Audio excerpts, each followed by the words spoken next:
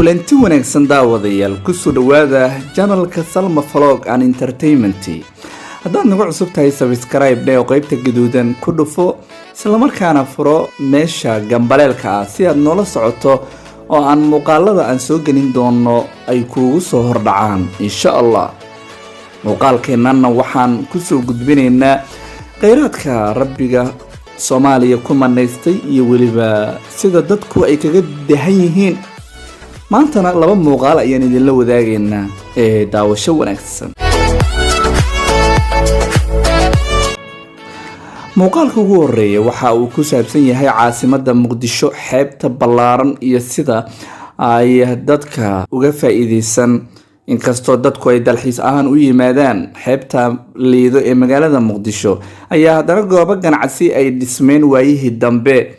badankood dadka ayaa jawi bedelasho u taga si ay muujadaha iyo hirarka badda ay ugu san carafsadaan.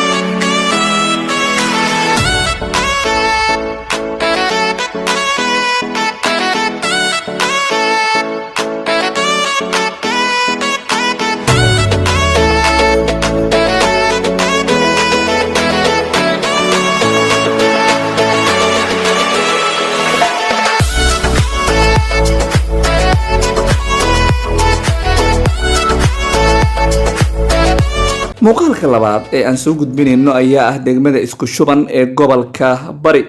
waxay isku shuban dhacdaa waqooyi bari gobolka Bari ee Puntland, waana meel ay sida togag biyo durduraya oo kale ay isku rogrogmanayaan, taasi oo dadku ay jawi ahaan iyo dalxiiskaba ay u tagaan halkaasi.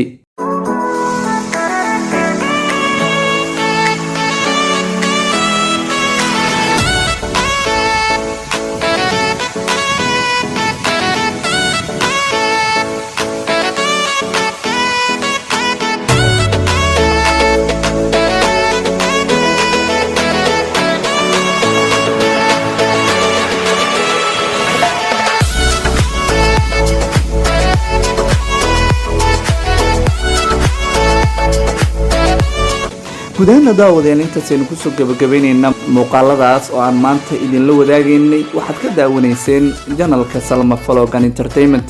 intaan dib dambe muuqaaladan oo kale dib isku arki doono. nabadgelyo.